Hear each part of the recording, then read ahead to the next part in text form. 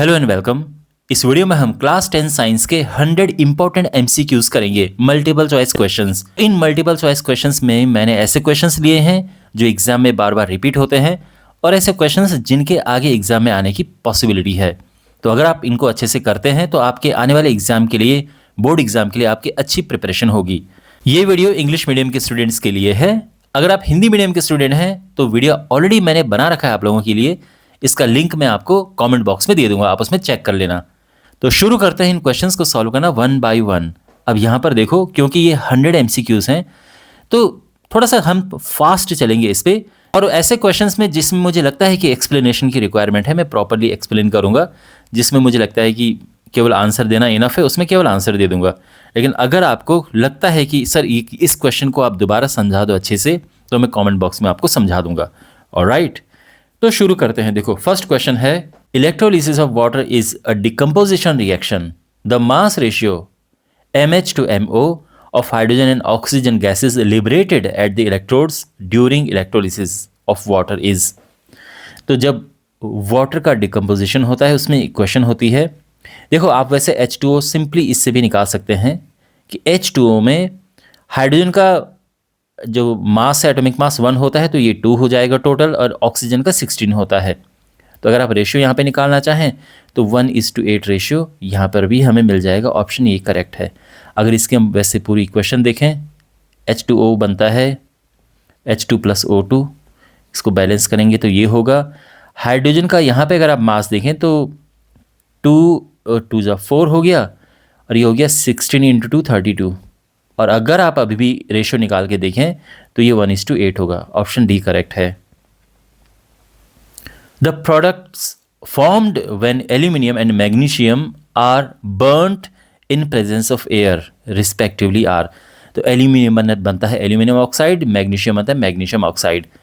देखो, इसका answer B correct है। बनता कैसे है? एल्यूमिनियम ये है, ऑक्सीजन ये है, ये इसका वैलेंसी 3, इसकी 2। अगर हम देखें तो ये हो जाता है Al2O3।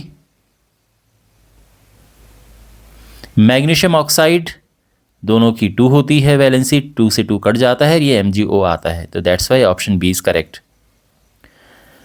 The following table shows the pH value of 4 solution ABCD। तो ABCD का यहाँ पे pH वैल्यू है और हमने बताना है कि कौन सा स्ट्रॉन्ग एसिड, कौन सा स्ट्रॉन्ग बेस है। देखो, जो सेंटर में बी होता है ये तो न्यूट्रल है। हम इधर जाते हैं तो ये बेस होता है, जितना राइट में जाएंगे उतना स्ट्रॉन्ग, लेफ्ट की तरफ जाएंगे तो ये एसिडिक होता जाता है, जितना लेफ्ट उतना स्ट्रॉन्ग। इस वजह से डी तो स्ट्रॉन्ग एसिड है, ए वीक एसिड है, और सी की बात करूं तो ये स्ट्रॉन्ग बेस है क्योंकि ये राइट की तरफ है। ठीक है ना? तो यहाँ पर ए है वीक एसिड, तो ये तो गया ऑप्शन। बी है न्यूट्रल, तीनों में न्यूट्रल है। सी है स्ट्रॉन्ग बेस, तो इन दोनों में से एक करेक्ट होगा। और डी है strong acid, option D correct है। ठीक है।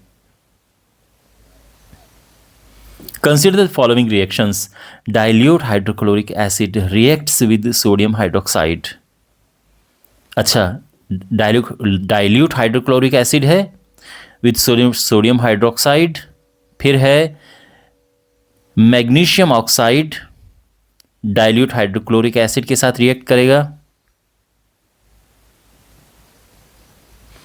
और फिर है कार्बन डाइऑक्साइड सोडियम हाइड्रोक्साइड। तो अगर आप यहां पर हर रिएक्शन देखें तो यहां पर एसिडिक नेचर मिल रहा है बेसिक नेचर से। ये एसिडिक नेचर है, इसका बेसिक नेचर है। ये बेसिक है, ये एसिडिक हो गया। ये एसिडिक है, ये बेसिक हो गया।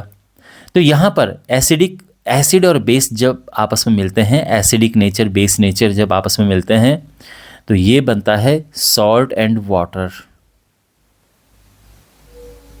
तो इसका salt and water is formed. Option A is correct. Question number 5, reaction between 2 elements A and B forms compound C. Okay, A and B C बनाते हैं। A loses electron, A electron lose करता है, B electrons gain करता है। तो कौन सी बात इनमें से सही है? पहली बात तो ये है कि जब ए इलेक्ट्रॉन लूज करता है और बी गेन करता है, तो ऐसी स्थिति में, इस सिचुएशन में जो कंपाउंड बनता है उसको हम वो एक आयनिक कंपाउंड बनता है, जैसे सोडियम हाइड्रोक्साइड या जैसे सोडियम क्लोराइड NaCl, ये एक आयनिक कंपाउंड है। तो हमने बताने की which property is not shown, यानी कौन सी प्रॉपर्टी इसमें नहीं होती है। It has a high melting point, देखो हाई मेल्टिंग पॉइंट तो बिल्कुल होता है। It is highly soluble in water, बिल्कुल होता है, नमक देख लो हाईली सॉल्युबल वाटर में है। It has weak electrostatic force of attraction between its opposite charged ions, ये गलत है, दिस इज रॉन्ग, क्योंकि एक प्लस और एक माइनस है, इसका strong electrostatic force of attraction होता है। ओके, तो इसका ऑप्शन, तो बात ये गलत है, लेकिन ऑप्शन के हिसाब से देखा जाए तो ऑप्शन सी करेक्ट है इसका। Question number 6, the metals obtained from their molten chlorides by the process of electrolytic reduction are. तो जो रिएक्टिविटी सीरीज में सबसे टॉप पे होते हैं वो होते हैं इस तरह से, तो उसमें है calcium and magnesium, option B is correct.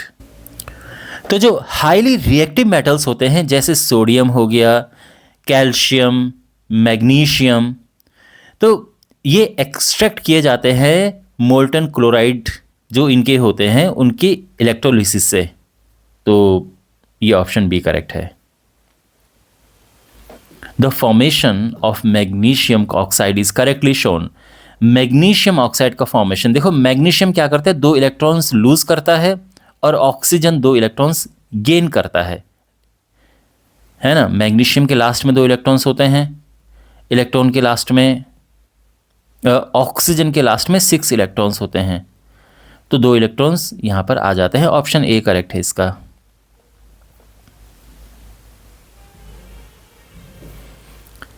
Secretion of less saliva in mouth will affect the conversion of, तो माउथ में लेस सलाइवा अगर आता है तो इससे क्या चीज़ अफेक्ट होती है?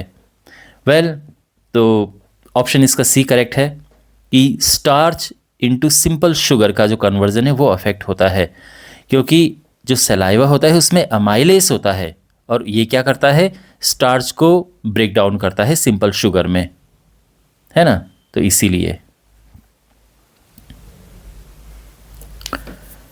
9th है, the plant hormone whose concentration stimulates the cells to grow longer on the side of the shoot which is away from the light. देखो ये है सन और यहां पर एक कोई पेड़ है इस तरह से, तो आप जानते हैं कि ये सन की तरफ जाता है ना, इस तरफ है अंधेरा, तो इस सन की तरफ कैसे जाएगा? ये तभी जाएगा ना जबकि अंधेरे वाली साइड में जो सेल्स होंगे वो ज़्यादा लंबे ग्रो करेंगे, तभी इधर जाएगा। और ये लंबे ग्रो करते हैं इस हार्मोन की वजह से, ऑक्सिन की वजह से, तो इसका ऑप्शन डी करेक्ट है।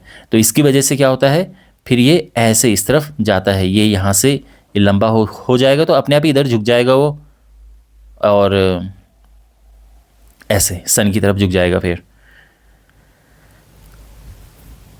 10th है, the correct statement for a bisexual flower is are. तो कौन सा करेक्ट है? They possess both stamen and pistil, तो ये तो उनमें होता ही है। दे पॉसेस आइदर, नो, ये दोनों होते हैं, ठीक है। फिर है they exhibit either self pollination and cross pollination, ये बात भी सही है। They cannot produce fruit, no, ये बात सही नहीं है। ऑप्शन सी करेक्ट है, फर्स्ट एंड थर्ड बात ये सही है। Question number 11, if pea plants with round and green seeds are crossed with pea plants having wrinkled and yellow seeds developed by, तो the plant of F1 generation will be, तो इसमें क्या होगा, एक तो ये राउंड होगा और दूसरा येलो होगा, round and yellow, 100% round and yellow, option C is correct. Question number 12, the break down of glucose has taken the following pathway. Glucose, फिर ये बना और फिर ये लैक्टिक एसिड एंड एनर्जी। तो ए क्या है एंड बी क्या है? देखो, ए तो है क्लियरली साइटोप्लाज्म, तो ये तो साइटोप्लाज्म होता है, और बी है एक्चुअली इससे ये जब ऑक्सीजन डेफिशिएंसी होती है तब ये बनता है। तो इसमें ऑप्शन डी करेक्ट है, cytoplasm and oxygen deficient muscle cells. Mirror X is used to concentrate sunlight in solar furnace and mirror B is fitted on the side of the vehicle to see the traffic behind the driver. Which of the following statement are true for both the mirrors? देखो, जहाँ तक X की बात है तो ये है concave, क्योंकि जो सोलर फर्नेस होती है इसमें कॉनकेव मिरर यूज़ होता है ना। कॉनकेव मिरर के होने से क्या होता है कि ये कॉनकेव है, यहाँ पर हमने कुछ रखा हुआ है, तो जो रेज आती हैं ये इससे टकरा के कॉन्सेंट्रेट होती हैं एक जगह पे, तो दैट्स वाई कॉनकेव मिरर। और जो गाड़ी में जो हम लगाते हैं रियर व्यू मिरर के लिए, पीछे देखने के लिए, वो कन्वेक्स होता है, convex mirror.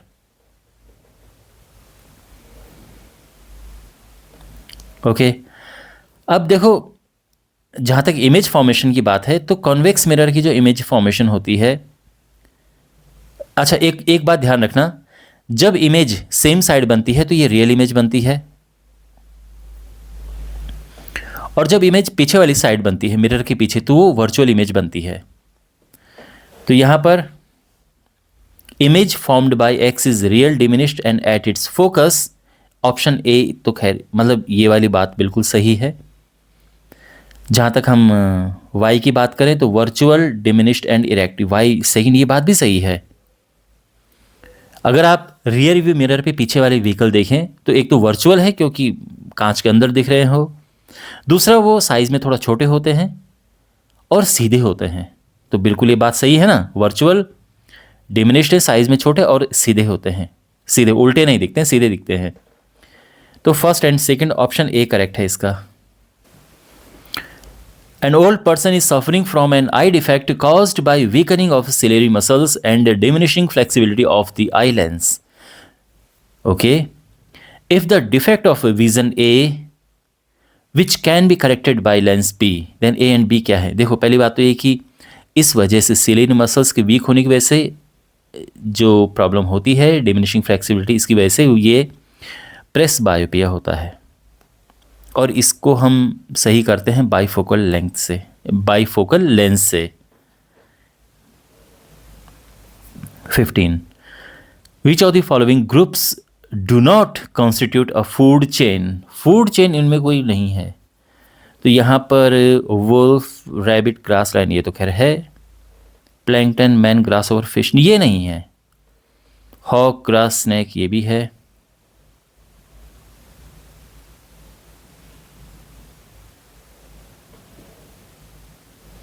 Grass snake, wolf ये भी है। ऑप्शन ये सेकंड वाली की अगर हम बात करें तो अच्छा, ग्रास, स्नैक, वुल्फ, टाइगर, हाँ ये नहीं है।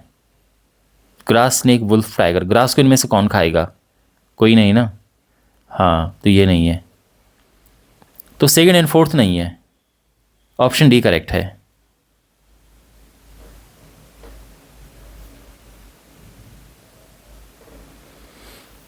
The percentage of solar energy which is not converted into food energy by the leaves of green plant in a terrestrial ecosystem is about, ये है 99% food energy, solar energy food energy में convert नहीं होती है। The correct balanced equation showing the exothermic reaction in which natural gas burns in air, तो balanced equation हमने बतानी है यहाँ पे, ठीक है, नेचुरल गैस बर्निंग की। तो यहाँ पर गिनते हैं, ऑक्सीजन यहाँ तो 3 है, यहाँ पे 2 है, ये बैलेंस्ड नहीं है। यहाँ पर ऑक्सीजन ये 6, 4, 2, 6 यहाँ पर है, 4 यहाँ पर है, ये बैलेंस्ड नहीं है। अगर आप इन दोनों को देखें तो ये दोनों में बैलेंस्ड है, इक्वेशन तो बैलेंस्ड है, लेकिन क्योंकि इस प्रोसेस में जब नेचुरल गैस बर्न हो रही है, आप जानते हैं ना सीएनजी नेचुरल गैस होती हो तो बर्न होकर एनर्जी बनती है ना, तो प्लस एनर्जी भी होना चाहिए, ऑप्शन डी करेक्ट है। बाकी अगर आप देखें तो ये वैसे दोनों ही एक जैसी हैं, बट एनर्जी भी रिलीज होती है, तो एनर्जी को ऐड करना है हमने, अब बैलेंस्ड हुई है। अच्छा, the warning sign shown in the given figure must invariably be displayed pasted on the containers which contains hydroxide of। तो किसके हाइड्रोक्साइड की बॉटल पे ये साइन बना होगा कि इसको टच मत करना नहीं तो हाथ वाथ जल जाएगा।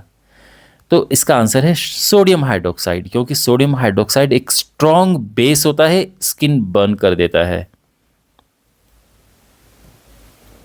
The body of human beings works with in the pH range of, तो न्यूट्रल से थोड़ा बेसिक की तरफ होता है ये हिसाब किताब।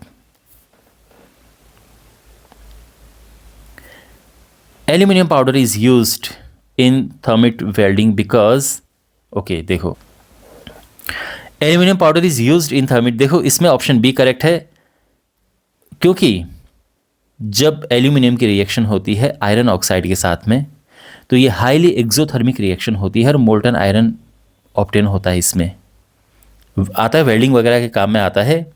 ओके, मोल्टन पिघला हुआ आयरन निकल के जॉइंट्स को जोड़ देता है वो, तो इसका ऑप्शन बी करेक्ट है।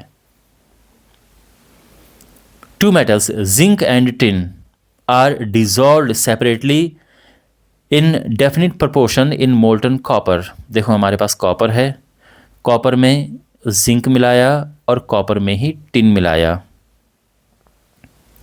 तो क्या बना? तो कॉपर में जब हम जिंक मिलाते हैं तो ये बनता है पीतल, ब्रास,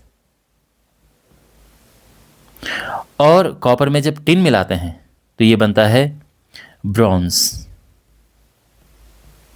ऑप्शन सी करेक्ट है। Question number 22, the opening and closing of stomata is regulated by, तो इसका आंसर है amount of water in guard cells. One cell thick blood vessel is known as capillaries. Observe the green figures A and B, इनमें ये आपने छुई मुई देखा होगा आपने, तो अब ये जब टच करते हैं तो ये ऐसा हो जाता है, ऐसा क्यों होता है? तो इसका रीज़न है कि इसमें वाटर सेल्स, जो इसके सेल्स होते हैं उसमें अमाउंट ऑफ वाटर चेंज होता है, इस वजह से। ऑप्शन सी करेक्ट है। Bryophyllum produces new plant through vegetative buds produced in the notches of the leaf. The number of chromosomes in a cell division is halved. This kind of cell division is observed in दोनों में, ovary and testes both. Question number 27. If the absolute refractive indices of two media x and y के जो individual उनके refractive index हैं, एक x का ये है और y का ये है। अब पूछा गया है कि y का विद रिस्पेक्ट टू x क्या होगा। तो देखो, जब refractive index of y with respect to x पूछा जाए तो हमेशा याद रखना, जिसका पूछा जाए वो ऊपर आता है और जिसके रिस्पेक्ट में पूछा जाए वो नीचे आता है।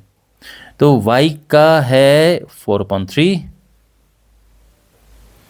एंड x का है 6/5। तो अब इसको थोड़ा सिंप्लीफाई करेंगे तो ये हो जाएगा 4/3 नीचे हुआ, ये रेसिप्रोकल हो गया 6 ये 5 ऊपर 6 नीचे 3 है ना, 2 दूनी 4 2 3 6, ठीक है, ये हुआ 10/9। कौन सा ऑप्शन करेक्ट है? ऑप्शन ए करेक्ट है। Question number 28, an object is placed at a distance 30 centimetre from the pole of a concave mirror if its real and inverted image is formed at 60 centimetre in front of the mirror, the focal length of the mirror is। देखो इसको properly हमें करना पड़ेगा। तो object रखा है 30 centimetre की distance पे, तो -30 सेंटीमीटर्स। इमेज बनती है 60 पे, फोकल लेंथ पूछी है। मिरर फॉर्मूला अप्लाई करेंगे हम। 1/f is equal to 1/v plus 1/u। तो v is this,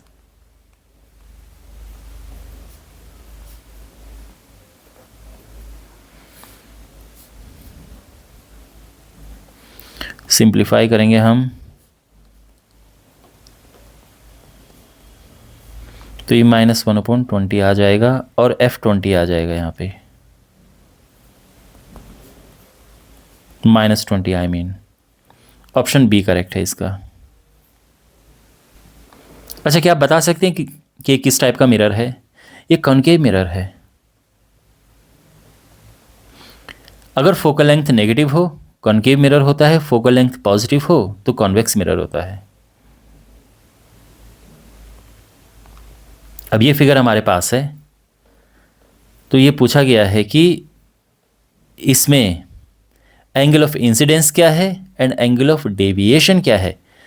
angle of incidence होता है जो इंसिडेंट रे बनाती है नॉर्मल के साथ में, तो यानी एंगल 1, एक तो एंगल 1 है।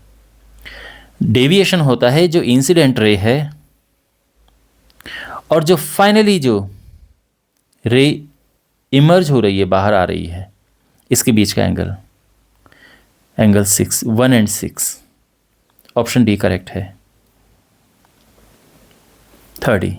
An electric bulb is connected to a power supply of this if the current drawn from the bulb of the supply is this much। देखो वोल्टेज गिवन है,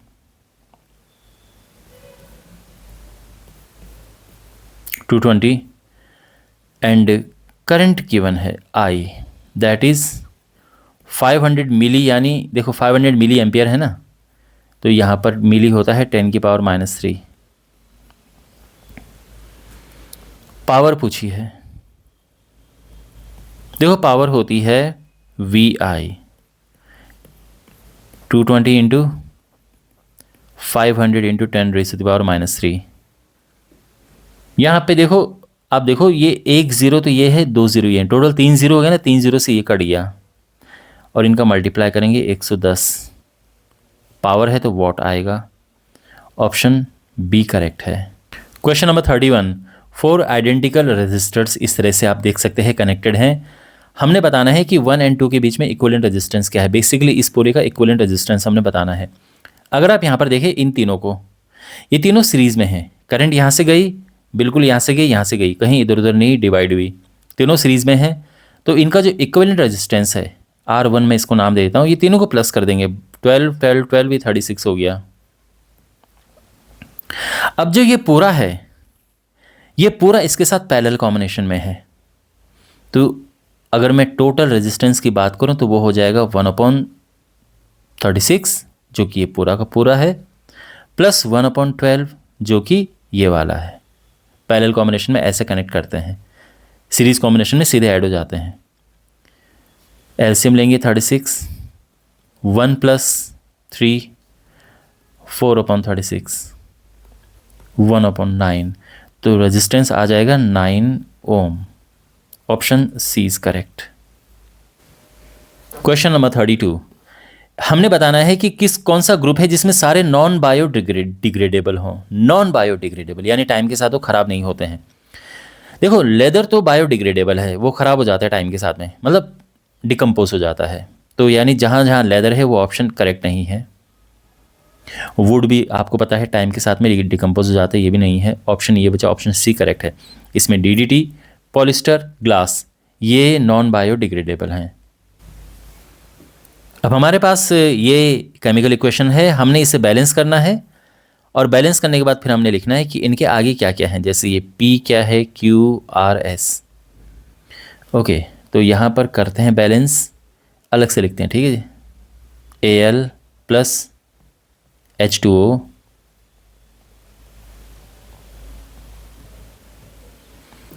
तो इसमें सबसे पहले देखो, सबसे लास्ट में बैलेंस होता है जो सबसे अकेले होता है, तो ये सबसे लास्ट में बैलेंस होगा। सेकंड लास्ट में ये बैलेंस होगा। सबसे पहले वो बैलेंस होता है जो सबके साथ मिक्सअप हो रखा होता है, और वो है हमारे पास ये ऑक्सीजन। ऑक्सीजन यहाँ पे 3 है, यहाँ पे 3 कर दो, ऑक्सीजन बैलेंस हो गया। अब हाइड्रोजन, हाइड्रोजन यहाँ पे 3 इंटू 2 6 है, यहाँ पे 3 कर दो, ये भी 6 हो गया। बचा एल्यूमिनियम, एल्यूमिनियम यहाँ पर 2 है, ये 2 हो गया, सारा बैलेंस हो गया। तो 2 3 1 3 कौन सा करेक्ट है? 2 3 1 3, 2 3 1 3 ये है ना। विच of the given option represents a family of salt? Salt की एक फैमिली, तो ऑप्शन बी करेक्ट है, इसमें सारे सल्फेट हैं। बाकियों में देखेंगे जा तो अलग अलग फैमिली के हैं ये, है ना। तो ऑप्शन बी करेक्ट है बिकॉज इसमें एक ही फैमिली के हैं, सल्फेट फैमिली कह सकते हैं। Question number 35, the most common method of extraction of metals from their oxide ores is. तो ऑक्साइड ओर से मेटल को एक्सट्रैक्ट करने का जो सबसे कॉमन मेथड है that is reduction with carbon. Option A correct है। यहाँ पर कुछ हाइड्रोकार्बन्स गिवन हैं, हमने बताने हैं कि ऐसे 2 स्ट्रक्चर बताने हैं जो एक दूसरे से रिलेटेड हों। अच्छा, कौन से 2 आपस में रिलेटेड हैं देखते हैं। देखो, अगर हम बात करें तो इसमें क्लोराइड है, ये हटाओ यहाँ से, इसमें ये है, तो मतलब एल्कीन, तो ये भी नहीं है। अच्छा, अगर हम इन दोनों की बात करें, ये रिलेटेड हैं। 4 कार्बन है इसमें, सारे सिंगल बॉन्ड, 4 कार्बन है ना, 1 3 ये 4 ये सारे सिंगल बॉन्ड। बेसिकली ये ब्यूटेन है, ये ब्यूटेन की नॉर्मल सीरीज है और ये आइसोब्यूटेन। तो second third option C correct है।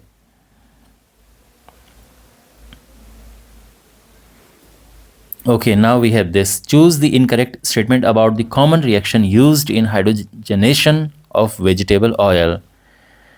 Okay, incorrect हमने it's an addition reaction, ठीक है, it takes place in incorrect statement। ये तो खैर कर एडिशन रिएक्शन होती है, takes place presence of nickel and इस कैटलिस्ट की प्रेजेंस में बिल्कुल होती है। कंटेन सिंगल बॉन्ड, ये भी ठीक है। Addition reaction occurs in presence of acid, no acid catalyst नहीं, ऑप्शन डी इनकरेक्ट है। क्वेश्चन नंबर 38, यहाँ पर हमने कॉलम 1 से कॉलम 2 को मैच करना है। ओके, तो site of fertilisation of egg with sperm, तो ये होता है ओविडक्ट में। Site of implantation of embryo uterus में इम्प्लांट होता है। फिर इस site of energy of sperm into the female reproductive tract.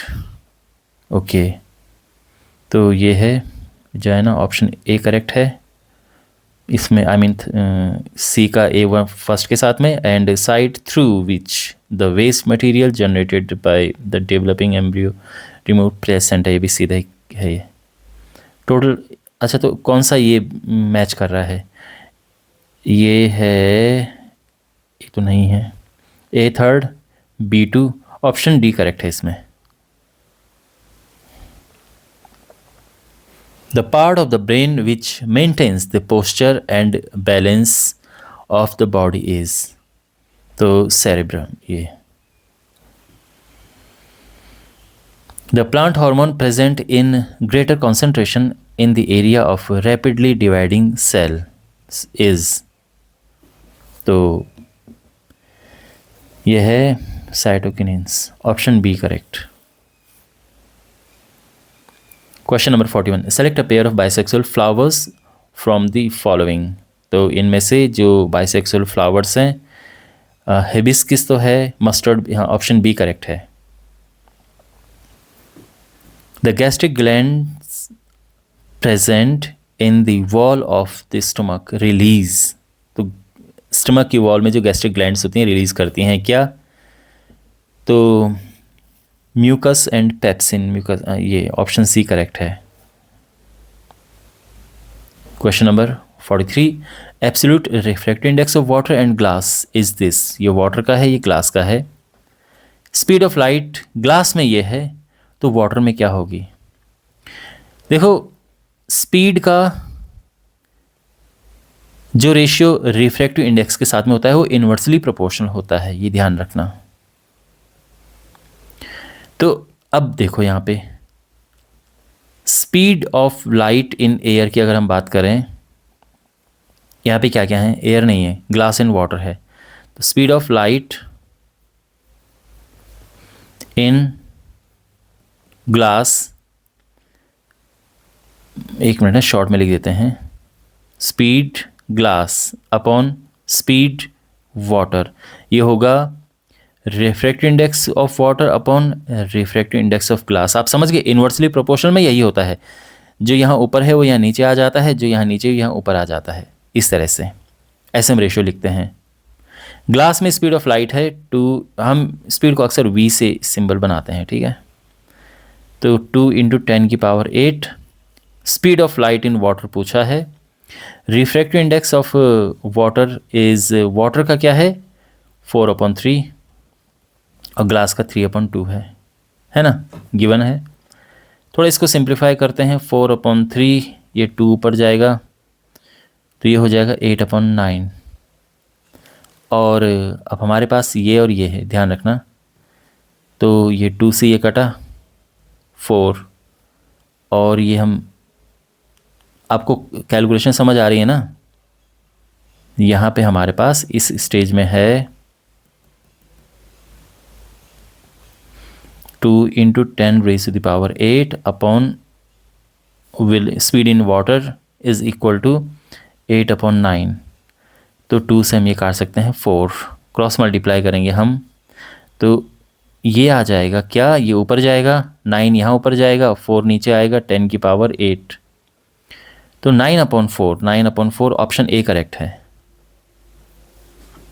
Speed of light in water, उन्होंने 10 ये क्यों नहीं लिखा, आई डोंट नो। बाकी ऑप्शन ए करेक्ट है, ठीक है, 9/4। साथ में वैसे × 10⁸ भी होना चाहिए था, प्रिंटिंग में कुछ है mistake, but A option correct है। Question number 44, when a beam of white light passes through a region of very fine dust particles, the color of light that scatters the most, तो blue part ज़्यादा scatter करता है, option C correct है।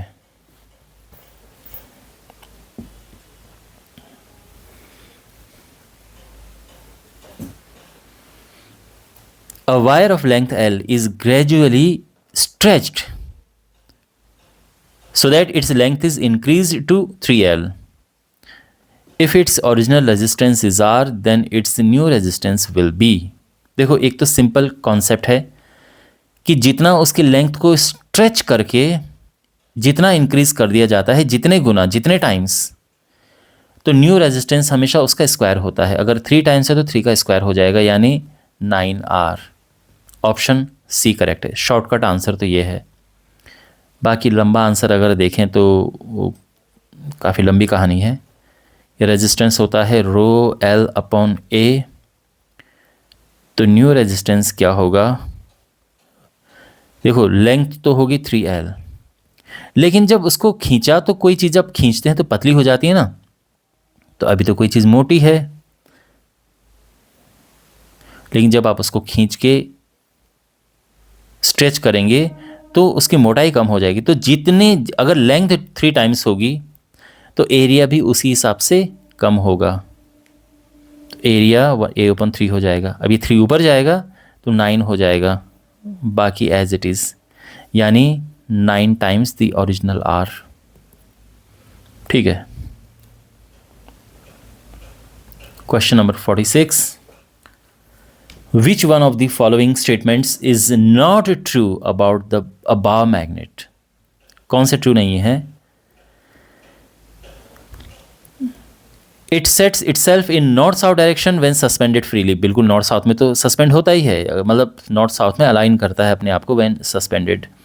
It has attractive power for iron filings, बिल्कुल iron filling को attract करता है। मतलब अब मैं जस्ट देख रहा हूँ कौन सा ये ट्रू है, ये ट्रू है, हमें नॉट ट्रू बताना है।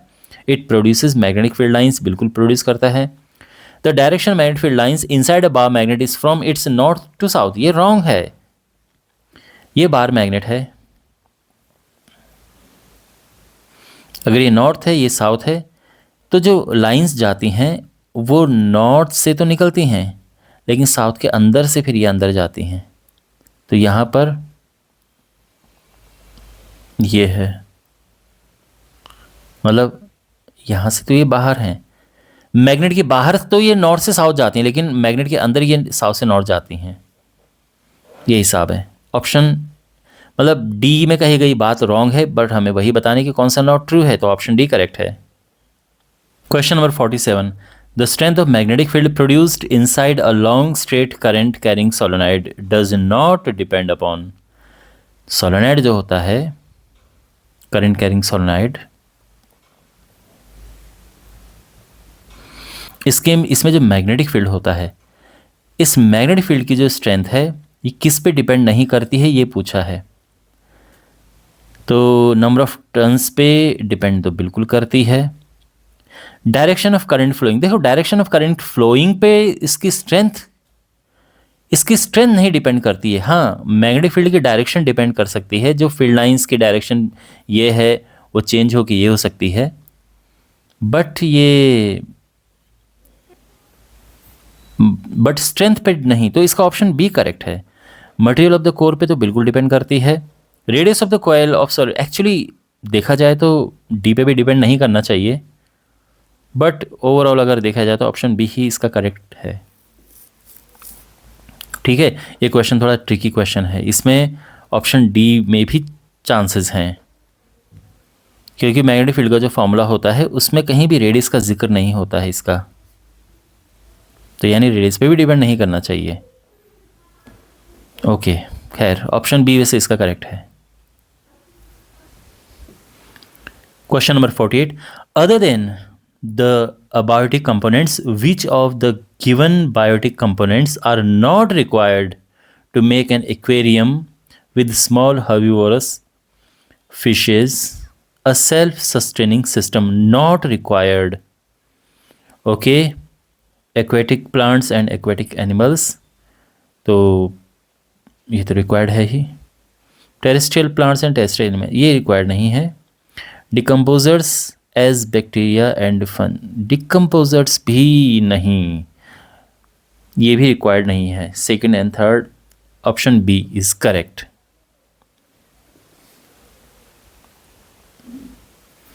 In which one of the following situations a chemical reaction does not occur?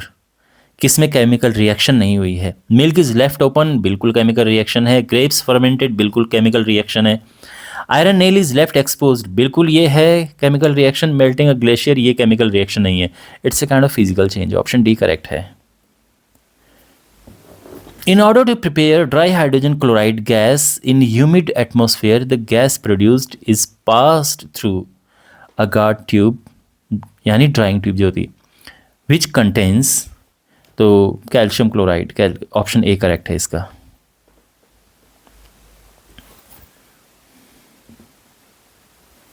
The property by virtue of which a solid material can be drawn into thin wire is called, तो ये है ductility. जैसे है ना, खींच लेते हैं ना, जैसे हम स्ट्रेच करके वायर बना देते हैं, तो हम कहते हैं कि वो डक्टाइल है, तो डक्टिलिटी। तो ओके, बाकी अगर मैं मेलिएबिलिटी की बात करूँ तो वो है कि जो पीट के उनको शीट्स में कन्वर्ट करना, वो मेलिएबिलिटी है। Okay, 52, select from the following a hydrocarbon having 1 CC bond and 1 ये ट्रिपल बॉन्ड, किस में है? वेल, ये इसको हम क्या बोलेंगे? इसको बोलेंगे, एक तो प्रॉप है, 3 कार्बन है ना, मेथेट एथ प्रॉप, प्रोपाइन है ये। ट्रिपल बॉन्ड को हम बोलते हैं आइन, तो propyne, option D. The 53. The essential element taken up from the soil by plants to synthesize protein is nitrogen. तो soil से लेते हैं nitrogen. Select true statements about lymph from the following. Okay, true statement इनमें से कौन सी है?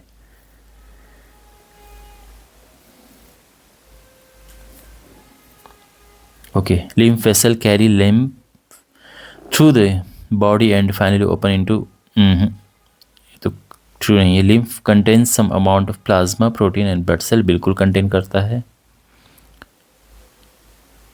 lymph contain some amount of plasma protein and red blood cell no। lymph vessel carry lymph through the body and finally open into larger veins। हाँ, ये ठीक है। B and D option B correct है इसका। Plants are like rose and banana have lost the capacity to produce। तो इसमें obviously option C correct है। Seeds, they have lost the ability to produce seeds। In a bisexual flower, the male gametes are present in the, तो जो mail हैं ये तो present होती हैं, ये है ऑप्शन ए करेक्ट है आंसर। ये पॉलन ग्रेन प्रोड्यूस करता है और जिसमें गैमेटीज होते हैं, मेल गैमेटीज।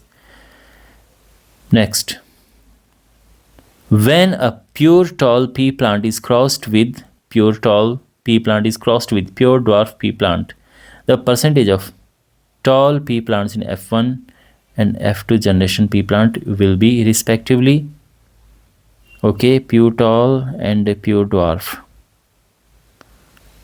तो इसमें है 100%, 75%।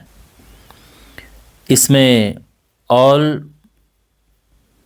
टॉल और इसमें होगा 3:1, तो 75% टॉल एंड 25% ड्वार्फ। तो यानी ऑप्शन सी करेक्ट है।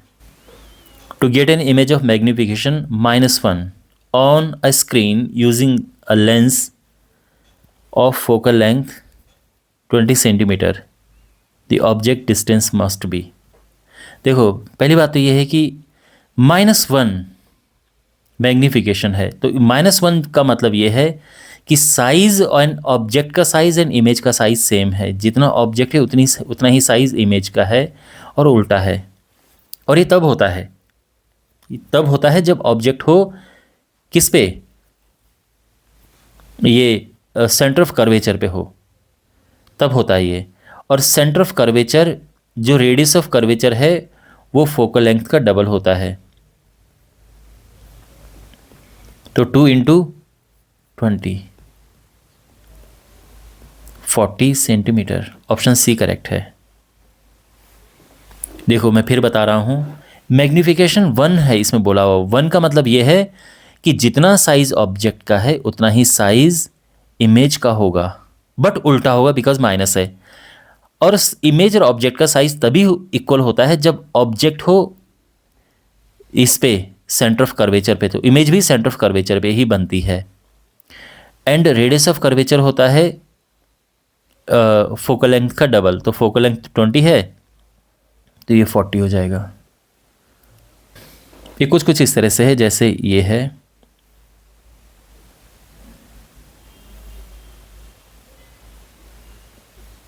ये ऑब्जेक्ट है, ठीक है ना।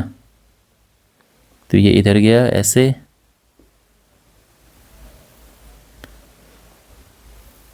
तो इमेज फॉर्म यहाँ पर होती है। तो ये भी सी है सेंटर ऑफ कर्वेचर, और ये भी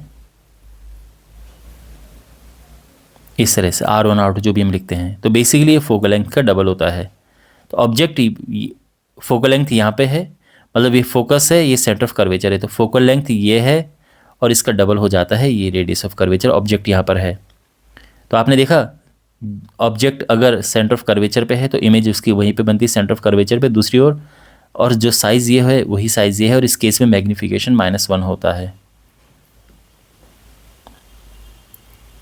ओके, अब हमारे पास ये है an optical device X is placed obliquely in the path of a narrow parallel beam of light.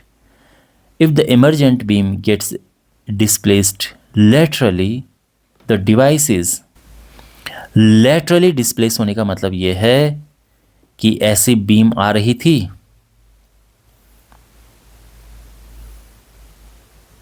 और अब ये बीम ऐसी हो गई है, तो इसको हम लेटरली डिस्प्लेस कहते हैं। ना तो डाइवर्ज हुई ना कन्वर्ज हुई, लेटरली डिस्प्लेस हुई। और ये डिस्प्लेस तभी हुई जब बीच में एक रेक्टेंगुलर ब्लॉक था ग्लास का, ग्लास स्लैब, ठीक है। तो ये कुछ ऐसे जाती, फिर यहाँ पे ऐसे, और ये भी ऐसे यहाँ पर ये, तो इस रीजन से ये लेटरली डिस्प्लेस हुई है। तो glass slab, option C is correct. A piece of wire of resistance R cut lengthwise into 3, यानी एक वायर ये था, इसका रेजिस्टेंस आर था, और इसको 3 पार्ट में कट कर दिया। कट करने के बाद इनको पैरेलल कॉम्बिनेशन में कनेक्ट कर दिया, एक ऐसा, ऐसा और ऐसा। तो अब पूछा है कि अब, और जो ये कंबाइंड है इसका रेजिस्टेंस अब आर डैश है, तो आर अपॉन आर डैश क्या होगा। देखो पहली बात तो ये है कि जब वायर को हम ऐसे काट देते हैं तो सिंपली उसका रेजिस्टेंस भी उसी हिसाब से कट जाता है, तो इसका इनका रेजिस्टेंस ये हो गया। बट अभी पैरेलल कॉम्बिनेशन में है तो आर अपॉन 3 और आप आर अपॉन 3 ऐसे हैं। फॉर्मूला क्या होता है पैरेलल कॉम्बिनेशन का, 1/r1 + 1/r2 + 1/r3। तो बेसिकली ये 3 ऊपर चला जाएगा, 3 3 3 9/r हो जाएगा, और ये r यहाँ से ऊपर आएगा तो ये हो जाएगा r/r dash is equal to 9। Option D correct है। Question number 61, an electric bulb is rated this, bulb की रेटिंग ये है, ठीक है। The resistance of its filament when it glows with proper power supply this, तो इसका resistance क्या होगा। ओके, तो रेजिस्टेंस सिंपली जो रेटिंग दी होती है ना बल्ब पे कि इतने वोल्ट इतने वॉट लिखा होता है, तो उससे डायरेक्ट हमें रेजिस्टेंस मिल जाता है। फॉर्मूला है हमारे पास पावर और इनके बीच में रिलेशन का, ये इस फॉर्मूले से हम आर निकाल सकते हैं। इसमें वी वोल्ट जो यहाँ पे लिखा है जो ये है, ठीक है ना, 220 × 220 बिकॉज स्क्वायर है अपॉन 11, तो ये हुआ 20, 44 और 2 0 लग जाएंगे, 4400। ऑप्शन ए करेक्ट है। The minimum number of identical bulbs of reading ये that can work safely with desired brightness series 2। देखो जो बल्ब हैं वो है, हर एक बल्ब ये लिखा है कि 4 वोल्ट 6 वॉट ये है, तो जब हम उनको हमने कनेक्ट करके लगाना है तो हम सेफली कनेक्ट करेंगे अगर उसमें 4 वोल्ट ही जाए। इसके लिए हम क्या करेंगे कि 240 जो सप्लाई है उसको अगर हम 4 से डिवाइड करें तो ये आ रहा है 60, तो 60 बल्ब्स को आपस में हम कनेक्ट करेंगे तो फिर हर एक को 4 वोल्ट ही मिलेगा। जब उसको हम 60 बल्ब्स को सीरीज़ में हम कनेक्ट करेंगे हर एक को 4 मिलेगा और फिर वो सेफली काम करेंगे। तो बेसिकली ऑप्शन सी करेक्ट है। In the food chain given below select the most efficient food chain in terms of energy. देखो सिंपल है कि प्लांट से मैन का मतलब सी यहाँ पर जो है, ऐसा नॉर्मली क्या है कि जैसे जैसे फूड चेन आगे बढ़ती है तो 10% रह जाता है। अगर मान लो कि इसमें जो भी एनर्जी है मान लो कि 1000 है तो यहाँ जाएगी वो 10% रह जाएगी, इतना जूल, फिर इसके आगे 10% यानी 10 जूल और इसके आगे 1 जूल, तो जितना लंबी चेन होगी उतना उसमें एनर्जी कम होगी। ऑप्शन सी इसका करेक्ट है, सबसे छोटी चेन है तो मोस्ट एफिशिएंट ये है। Which of the following gets biomagnified at different levels in a food chain? Biomagnified, इसका ऑप्शन सी करेक्ट है, नॉन बायोडिग्रेडेबल है ये। Okay, the main observation while performing the experiment of burning magnesium ribbon, magnesium ribbon को burn करते हुए क्या दिखता है हमें? Magnesium ribbon burns with a dazzling white flame, बिल्कुल ये दिखता है। वाइट पाउडर इज फॉर्म्ड, बिल्कुल वाइट पाउडर फॉर्म होता है। नहीं, फर्स्ट एंड सेकंड करेक्ट है, ऑप्शन सी।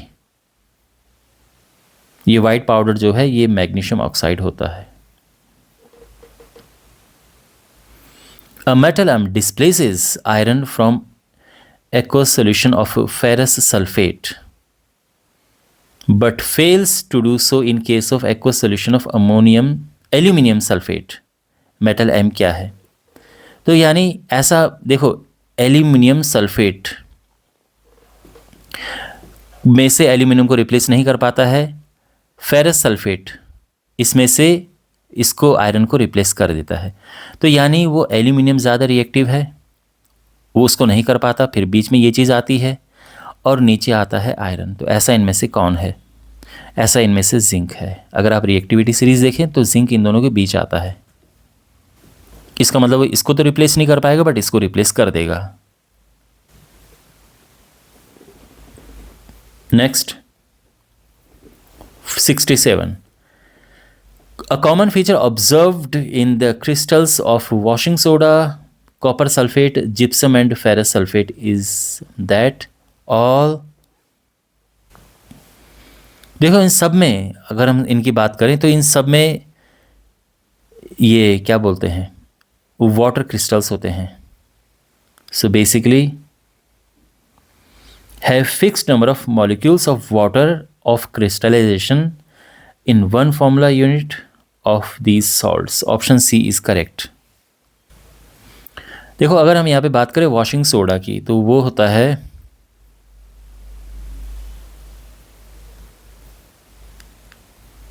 Na2CO3 10H2O, copper sulphate 5H2O, फिर है जिप्सम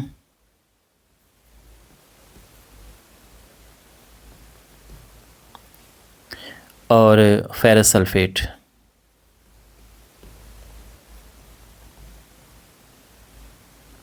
तो इनमें जो नंबर ऑफ मॉलिक्यूल्स ये वाटर क्रिस्टल ये सब में आप देख रहे हैं ये फिक्स्ड होते हैं। 68 question number, a metal X on treatment with sodium hydroxide liberates a gas G. Okay, sodium hydroxide.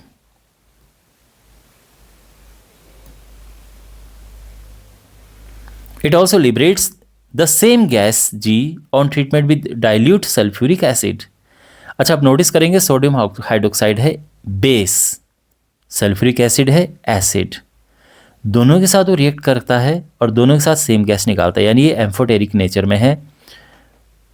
और ये है जिंक, जिंक ऑप्शन ये, और हाइड्रोजन गैस निकालता है, ये रिलीज करता है जब रिएक्ट करता है उसके साथ। ऑप्शन सी करेक्ट है।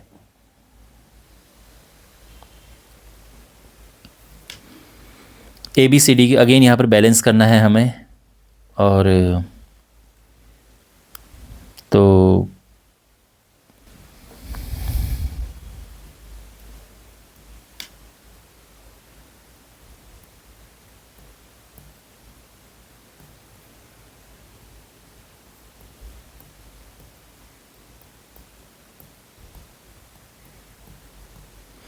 ओके, इसे बैलेंस करना है। तो यहाँ पे अगर हम यहाँ पे ये टू लगाएं नाइट्रोजन बैलेंस करने के लिए, ये 2 हुआ, ऑक्सीजन 3 दूनी 6। देखो ऑक्सीजन अकेला है ना बाकियों के कंपैरिजन में, तो इसको लास्ट में बैलेंस करेंगे। अब ये P भी बैलेंस हो चुका है, पहले से बैलेंस था, एन भी बैलेंस हो चुका है।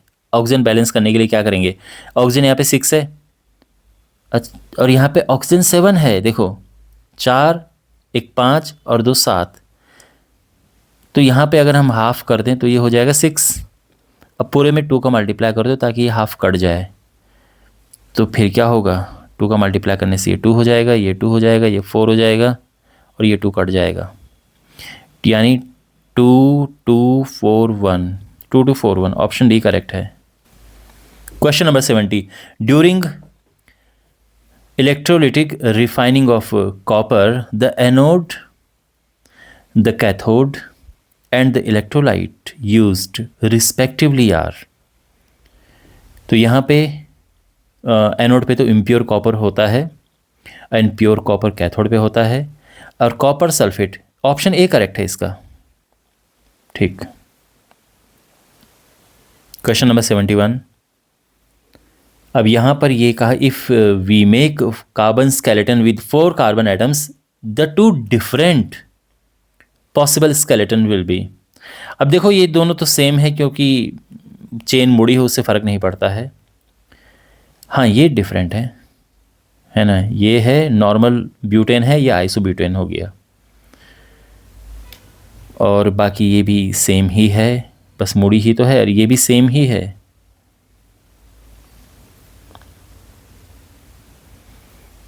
Listed below are the steps of nutrition in amoeba, select the correct sequence of these steps.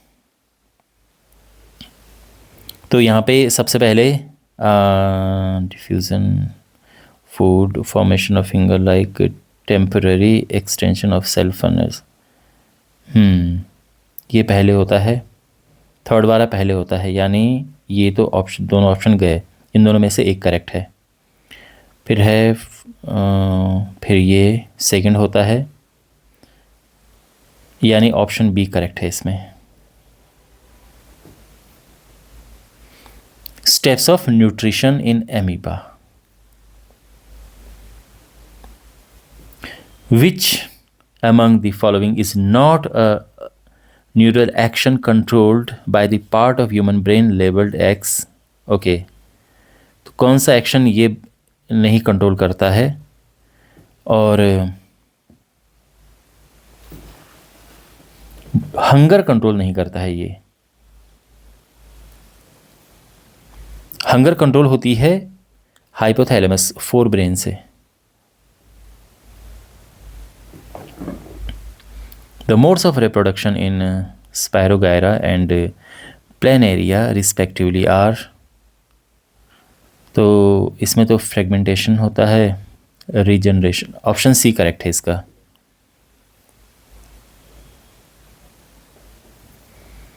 Fifth, the plant hormones promoting rapid cell division in seeds and wilting of leaves respectively are, okay, rapid cell division in seeds, हाँ इसका option cytokinin, इसका option B correct है।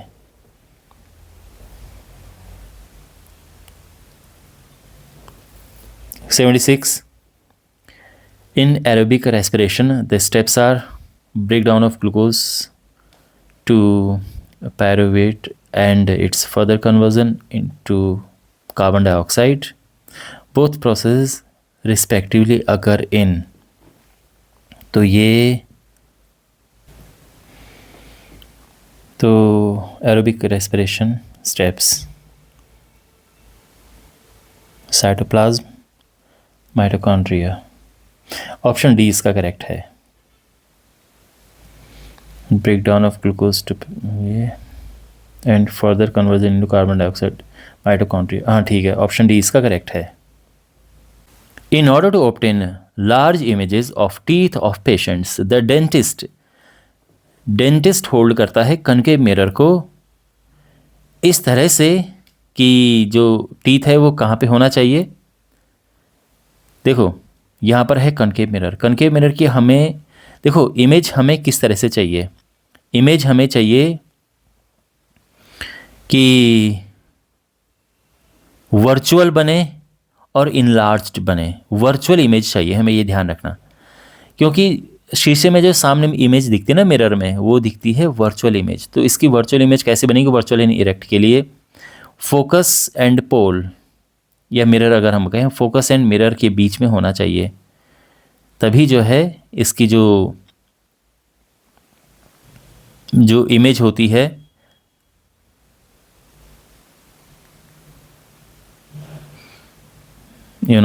वो फिर enlarged बनती है। Enlarge, virtual, erect. Okay, तो between focus and mirror, तो कहाँ पे है? Between pole and the focus. बिल्कुल ऑप्शन बी करेक्ट है, ये पोल होता है और ये फोकस है। 78. The possible way to restore clear vision of those people whose eye ball has elongated. तो इसकी वजह से प्रॉब्लम होती है मायोपिया की, और मायोपिया को करेक्ट करने के लिए हम यूज करते हैं कनकेव लेंस।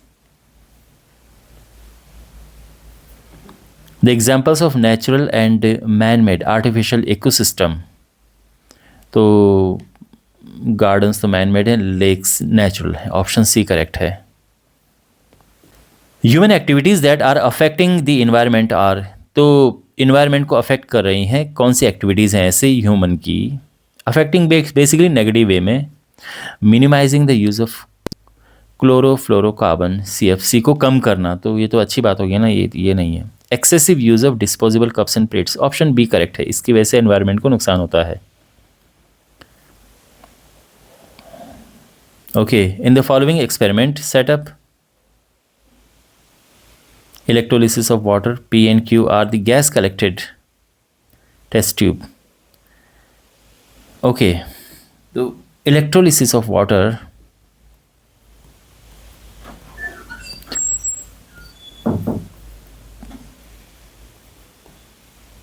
ये है। आप नोटिस करेंगे कि हाइड्रोजन का वॉल्यूम यहाँ पे डबल है ऑक्सीजन से, तो यानी हाइड्रोजन का वॉल्यूम आप देख रहे हैं, एक ये है, तो ये वाला वॉल्यूम डबल है, यानी ये हो गया हाइड्रोजन। क्यू पे हाइड्रोजन है, पी पे ऑक्सीजन है, ठीक है। तो पी ऑक्सीजन और क्यू हाइड्रोजन, तो ये करेक्ट है। और हाइड्रोजन एनोड पे कनेक्ट होता है, ठीक है ना, एनोड पे कलेक्ट होता है, तो ये एनोड हो गया और ये कैथोड हो गया।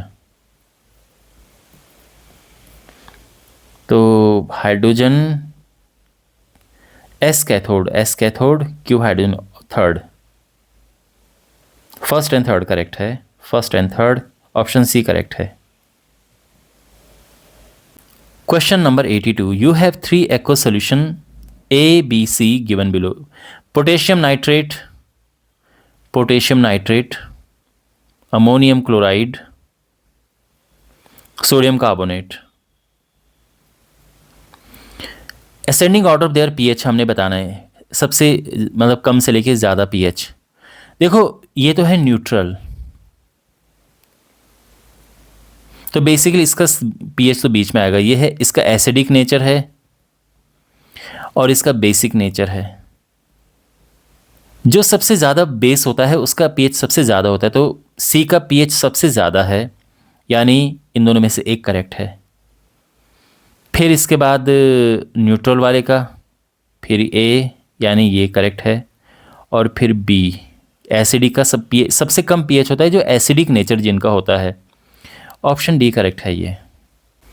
83rd क्वेश्चन है, select from the following a statement which is not true about burning of magnesium ribbon in air. ऐसा एक क्वेश्चन मैंने पहले भी पढ़ा था, सेम ही क्वेश्चन था वैसे। इट बर्न्स विथ, कौन सा, अच्छा नॉट ट्रू हमने बताना है इनमें से। तो ये तो हमने पढ़ा था कि it Burns with dazzling white flame, बिल्कुल बर्न होता है, वाइट पाउडर फॉर्म होता है, ये भी ट्रू है, जिसको हम मैग्नीशियम ऑक्साइड कहते हैं। एंडोथर्मिक रिएक्शन नहीं है, एंडोथर्मिक नहीं है, ये एक्सोथर्मिक रिएक्शन है। एंड इट्स कॉम्बिनेशन रिएक्शन भी है, मैग्नीशियम में ऑक्सीजन मिलता है तो MgO बनता है, तो कॉम्बिनेशन तो है, ऑप्शन सी करेक्ट है। Hydrocarbon which does not belong to the same homologous series of carbon compound is. Basically इनमें ऑड वन आउट देखना है। ऑप्शन सी करेक्ट है, क्योंकि बाकियों में अगर आप देखें तो number of hydrogen atoms number of carbon atom के डबल से 2 ज़्यादा हैं। 4 into 2 plus 2 10, 6 into 2 plus 2 14, 10 into 2 plus 2 22, but यहाँ पे केवल इंटू 2 है। The color of sodium, the color of the solution observed after 1 hour of placing iron nails in copper sulfate is, तो क्या होता है? तो ये बन जाता है ग्रीनिश कलर, पेल ग्रीन कलर बनता है। ओके, और बेसिकली क्या है कि एक टाइप की डिस्प्लेसमेंट रिएक्शन होती है इसमें। तो यहाँ पे कॉपर सल्फेट जो पहले होता है वो अब बन जाता है आयरन सल्फेट, जो कि पेल ग्रीन होता है।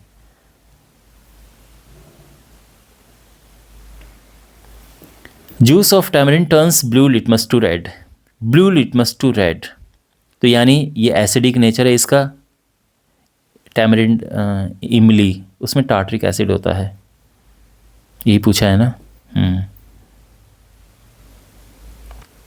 The water of crystallisation is present in, किसमें होता है वाटर ऑफ क्रिस्टलाइजेशन? तो इसका ऑप्शन देखो, प्लास्टर ऑफ पेरिस में होता है और वॉशिंग सोडा में होता है। Plaster of Paris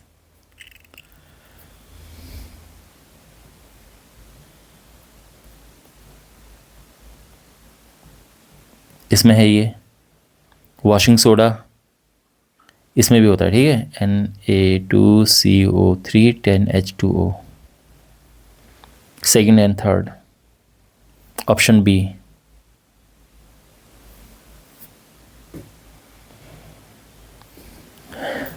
A tall pea plant with round seeds is crossed with a short pea plant with wrinkled seed, तो F1 क्या होगा? तो ये तो वही होना चाहिए, tall with round seeds, 100%, option D correct है।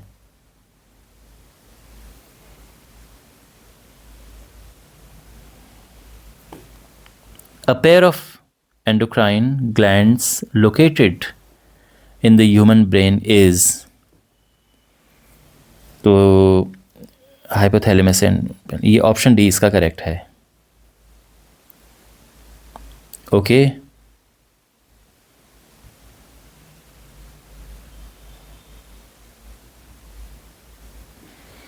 select the following, select the option having correct matching of the organism given in column 1 with the mode of reproduction in column 2। Okay, तो यहाँ पे लेशमेनिया, इसमें होता है बाइनरी फ्यूजन और spirogyra में fragmentation होता है। खैर इसमें तो प्लेन एरिया में रीजनरेशन होता है, ये तो बिल्कुल सटीक आपको याद होना ही चाहिए। एंड प्लाज्मोडियम में मल्टीपल फ्यूजन होना चाहिए। हाँ, इसमें ये कौन सा है ये? P4 यानी P4 और Q4, P4 Q4 नहीं, P3 Q4 कौन सा है? ये दोनों ही हैं। फिर है 3-1 मतलब R1, ये है, ऑप्शन सी करेक्ट है इसका। The basic filtration unit of the excretory system in human beings is nephron, option A. In human alimentary canal, the digestive juice secreted by the gastric glands are gastric juices। तो gastric juices होते हैं, hydrochloric acid होता है, pepsin में, option B correct है। Identify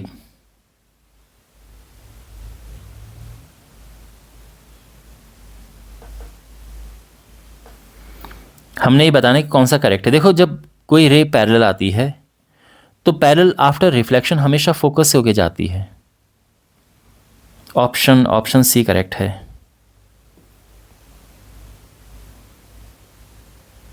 (94) the part of human I which controls the amount of light entering. हमारी जो प्यूपिल होती है वो अमाउंट ऑफ लाइट कंट्रोल करती है कि आई में कितनी लाइट आए। सो ऑप्शन डी करेक्ट है। Consider the following food chain. ठीक है, amount of energy available at third trophic level is 50 kilo joule, यानी इसमें अवेलेबल है इतना। तो प्रोड्यूसर लेवल पे कितना था? तो जैसे मैंने आपको पहले भी समझाया था कि आगे 10% बचता है, यानी ये समझो 10 से डिवाइड होता जाता है आगे। तो आगे आएंगे 10, एक एक ज़ीरो हटता जाएगा, पीछे जाएंगे तो 10 से मल्टीप्लाई होता जाएगा, यानी इसमें 500 किलो जूल और यहाँ पे 5000 kilo joule. Option D. The incorrect statement about ozone. Deadly poisonous तो होती है। इट शील्ड्स द सरफेस, बिल्कुल शील्ड करती है। It is used as refrigerant and fire extinguisher. नहीं, ऑप्शन सी करेक्ट है इसका। ये नहीं है, this is not correct about it. Fire extinguisher और रेफ्रिजरेंट में तो हम CFC क्लोरोफ्लोरोकार्बन यूज़ करते हैं, बल्कि ओजोन लेयर तो ये चीज़ डिस्ट्रॉय करती है। 5 centimeter long rod is placed vertically in front of a concave mirror. If its 5 centimeter long image is formed, जितना साइज ऑब्जेक्ट का है उतना ही साइज इमेज का बन रहा है। At 20 centimeter in front of the mirror, the focal length, ये देखो, ये तब होती है सिचुएशन जब ऑब्जेक्ट कहाँ पर हो, मैंने पहले बताया था, जब हो यहाँ पर सेंटर ऑफ कर्वेचर पे हो, जो फोकल लेंथ की डबल पे होता है। उसमें क्या है कि हम ये रखते हैं और जो इमेज भी बनती है बिल्कुल यहीं पे ही बनती है इमेज, मतलब जो साइज़ ऑब्जेक्ट का होता है वही साइज़ इमेज का होता है। ठीक है, अब फोकल लेंथ बिल्कुल हाफ होती है इसके, तो ये 20 सेंटीमीटर पे ये सब हिसाब किताब हो रहा है, तो फोकल लेंथ होगी 10। और अब ये कॉनकेव मिरर है, एज यू कैन सी, वो नेगेटिव फोकल लेंथ होती है, तो -10। ऑप्शन बी करेक्ट है। An optical device which always produces image which is of m is equal to +1। +1 m का मतलब होता है कि जितना साइज ऑब्जेक्ट का है उतना ही इमेज का है। तो कौन सी ऐसी डिवाइस है जो हर समय ये करती है? प्लेन मिरर के सामने खड़े हो जाओ आप, जितने आप इमेज उतनी साइज की होगी। Question number 99, which of the following factors affects the electrical resistivity of a conductor. देखो, इलेक्ट्रिकल रेजिस्टिविटी एक इंट्रिंसिक प्रॉपर्टी होती है, ये लेंथ पे डिपेंड नहीं करती है, ये शेप पे डिपेंड नहीं करती है, ये मोटाई पे डिपेंड नहीं करती है, ये मटेरियल पे डिपेंड करती है कि कौन सा मटेरियल है, और टेम्परेचर पे डिपेंड करती है। तो ऑप्शन ए करेक्ट है। यहाँ पर अगर कोई ऑप्शन मटेरियल भी होता ना, तो मटेरियल पे भी डिपेंड करती है कि कॉपर की अलग होगी, आयरन की अलग होगी इलेक्ट्रिकल रेजिस्टिविटी, है ना, इस तरह से। Next, the strength of the magnetic field inside a current carrying long straight solenoid is. तो जो सोलेनॉइड होता है उसके अंदर जो मैग्नेटिक फील्ड है ये बिल्कुल यूनिफॉर्म होता है। मतलब अगर हम अंदर की बात करें, एंड्स पे थोड़ा चेंज हो जाता है, बट अंदर एक जैसा होता है। इसलिए जो लाइंस आपको दिखती हैं इसके अंदर, अगर आप लाइन बनाए तो लाइन ये अक्सर पैरेलल होती हैं, है ना, ये लाइन भी ये पैरेलल होती हैं, यानी जो इनकी मैग्नेटिक फील्ड की स्ट्रेंथ है वो अंदर यूनिफॉर्म होती है, uniform through out its length, हल्का एंड्स को छोड़ के। तो ऑप्शन डी इसका करेक्ट है। ओके, ऑलराइट, और इसी के साथ ये वीडियो कंप्लीट होता है। आई होप आपको अच्छा लगा होगा।